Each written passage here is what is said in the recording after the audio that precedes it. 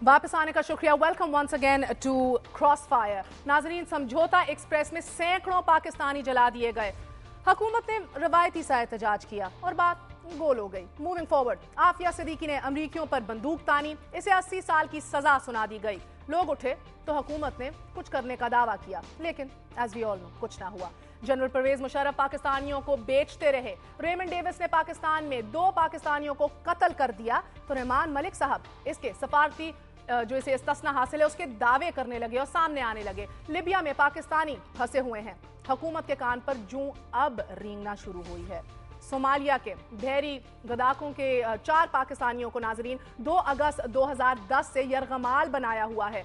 इनके लवाहिकीन हुक्मरानों से इल्तिजाएं कर रहे हैं, आजिज आ चुके हैं पूछ पूछ के, कह कह के, लेकिन कोई दाद रसी नहीं हुई।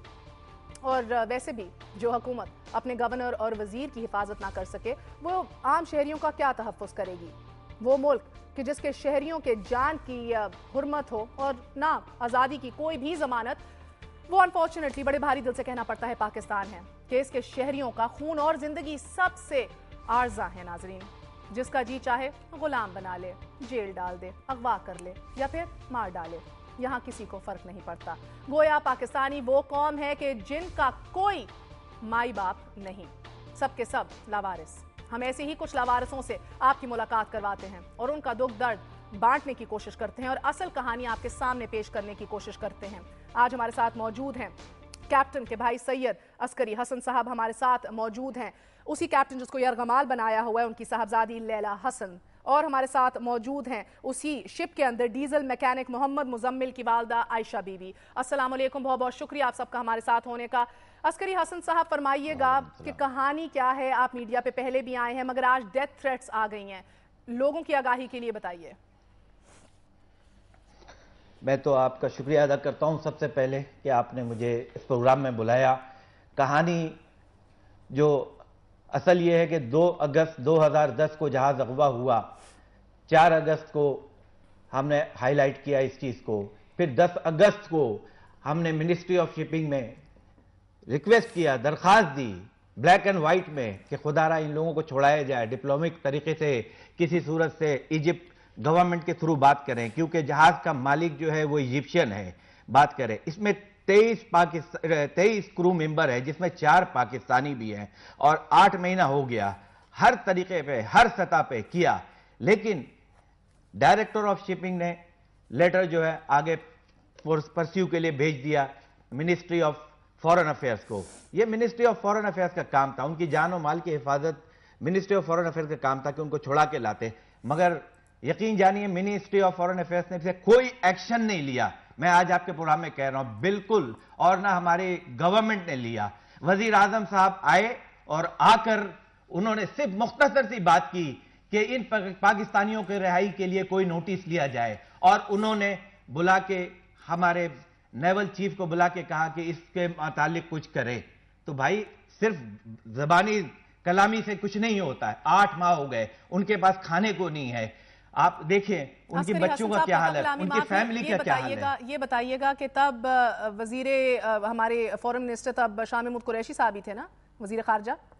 जी, शाह महमूद कुरैशी साहब थे। हमने दरखास्त दिया, सब कुछ किया। मेरे पास ब्लैक एंड व्हाइट, मेरे पास ये लेटर मौजूद है, हाथ में मौजूद है। मैंने उन्होंने क्या कहा? प्रॉपर चैनल शिपिंग ऑफिस की तरह बस वही वो पेपर वर्क कर रहे हैं इधर से उधर। इस तरह नहीं होता है। क्या आप देख लें, एक अमेरिका जो है एक कातिल को छुड़ाने के लिए उसने पूरा एड़ी की चोटी का जोर लगा दिया। इवन हमारे, अब आज मैं कहने पर मजबूर हूं, हमारे हुक्मरान भी हिले हुए हैं, मगर हमारी गवर्नमेंट ने कुछ नहीं किया। मैं चाहूंगी कि मैं लैला से भी बात कर लें। लैला, अस्सलाम वालेकुम, कैसी हो? वालेकुम सलाम। जी मैं ठीक हूँ। शहजादी, ये बताओ अब्बा से आखिरी बात कब हुई थी?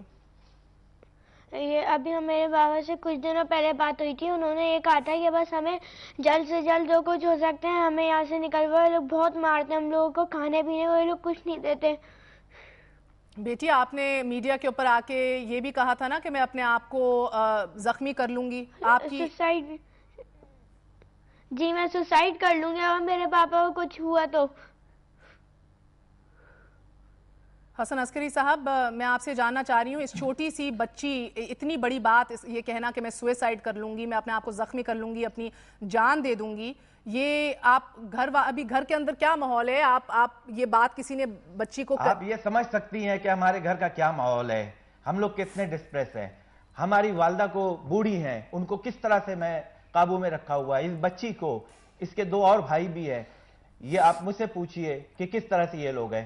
ہم نے بہت طریقے سے اپروچ کیا. ہاں، صرف اس پہ انصار برنی صاحب جو ہیں، انہوں نے بڑی ہماری ہمت افزائی کی ہے، اور انہوں نے یہاں تک کہا ہے کہ اگر ان لوگ کو چھڑانے کے لیے بھیک مانگنے کی بھی ضرورت پڑے، رینسم اماؤنٹ دینے کے لیے، تو اس کے لیے بھی میں آپ کے ساتھ چلنے کو تیار ہوں. جی اچھا. گورنر اشرت العباد صاحب جو سندھ کے گورنر ہیں، انہوں نے ہمیں کافی تعاون کی یقین دہانی کرائی. میں لیلا کے پاس تھوڑی دیر میں آؤں گی. عائشہ بی بی، السلام علیکم، بہت بہت شکریہ. آپ کا اپنا بیٹا بھی ارغمال ابھی بنایا ہوا ہے، آپ کی آخری کب بات ہوئی ہے اور آپ کی کسی حکومتی عہدیدار سے ڈائریکٹ آپ کا کوئی رابطہ ہوا ہے؟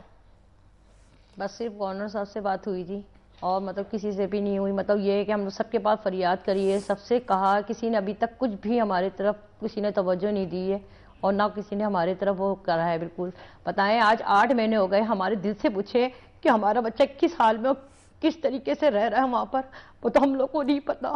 کہ کھانا بھی دے رہے ہیں یا پانی کس طریقے سے پلا رہے ہیں ان لوگ کو، یا بتائیں ہم کہاں جائیں، کس سے فریاد کریں اور کس کے پاس جائیں. گورنر سے کہا، وزیر اعظم سے کہا، سب سے کہا، الطاف بھائی سے کہا ہے. آپ بتائیں ہم کس کے پاس جائیں.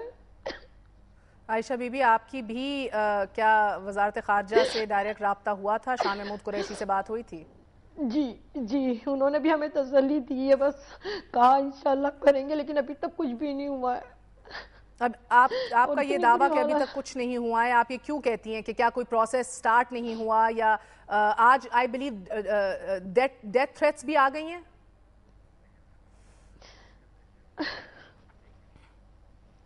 عائشہ بی بی جی آج ڈیتھ تھریٹس بھی آ گئی ہیں آپ کے بیٹے کے حوالے سے؟ جی ہاں، یہ کہہ دیا گیا ہے کہ اسے مار دیا جائے گا؟ مار دیں گے، ان کو مار دیں گے. تو بتائیے ہم لوگ کیا کریں گے. آج تیسرا 4تھا دن گزر گیا، انہوں نے 4 دن کا ٹائم دیا تھا. تو ان 3-4 دن میں آپ نے کسی سے رابطہ کیا ہے؟ سب سے کیا، ہم لوگوں نے سب کے دروازے کٹکا دیے ہیں. مگر آپ کو نہیں لگ رہا کہ کوئی کام ہو رہا ہے؟ نہیں، ہمیں تو لگ رہا بس جلد سے جلد ہونا چاہیے. ان 8 مہینوں میں آپ گھر کس طرح چلا رہی ہیں؟ بس دیکھ لیں ہم لوگ کس طریقے سے چلا رہے ہیں، ہمارے کچھ سمجھ میں نہیں آ رہا بھی. لیلا، میں آپ کی جانب پھر سے آؤں گی. آپ کتنے سال کی ہو؟ میں 10 سال کی ہوں. اور لیلا، آپ کو یہ کیوں لگتا ہے کہ اللہ نہ کرے آپ کے والد کو کچھ ہو جائے گا، اور آپ سوئسائڈ کی جب بات کرتی ہو، آپ کو پتہ ہے کتنی بڑی بات ہے، کیوں آپ کو یہ لگتا ہے؟ دیکھیں، باپ اور ماں ایسی چیز ہوتی ہے، پھر جب وہ جاتی ہے پھر وہ واپس نہیں آتی.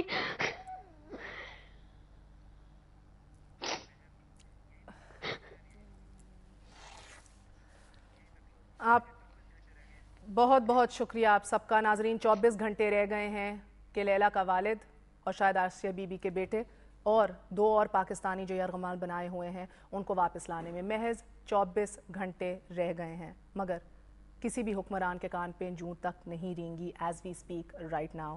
آپ کو آج بتاتے چلیں ایک بار پھر، ہر جمعرات کو ذرا سا وقت گناتے ہیں ناظرین. رحمان ملک صاحب وفاقی وزارت داخلہ سنبھالنے سے پہلے جو ہے شہید محترمہ بے نظیر بھٹو کی حفاظت کے ذمہ دار تھے، ایز وی آل نو، لیکن اپنی اس اہم ترین کلائنٹ کی زندگی کی حفاظت وہ نہ کر پائے. اس ناکامی کے باوجود بھی وہ ملک کے وزیر داخلہ بن گئے، اور انہی کی وزارت داخلہ کے دور میں ہی اسلام آباد کی ایک سڑک پر گورنر پنجاب جاں بحق ہو گئے، اور انہی کی دور میں حامد سعید کاظمی کو بحیثیت وزیر گولیوں کا سامنا کرنا پڑا. اور اب پھر وفاقی دارالحکومت میں ایک وفاقی وزیر کو دن دہاڑے گولیوں کا نشانہ بنا دیا گیا ہے. رحمان ملک فرماتے ہیں آج کہ اسلام آباد کی سیکیورٹی ان کی ذمہ داری نہیں ہے، تو پھر کس کی ذمہ داری ہے؟ اس سوال کا جواب ابھی تک نہیں ملا. خیر، حکومت کے لیے خبر یہ ہے کہ اس کی رخصتی کے لیے کچھ زیادہ وقت اب نہیں بچا. ایگزیکٹلی 680 دن 1 گھنٹہ 10 منٹ اور 38 سیکنڈ رہ گئے ہیں. ذرا دھیان کیجئے، لوگ غصے میں ہیں. آج کے لیے اجازت چاہتی ہوں. گڈ نائٹ، اللہ حافظ.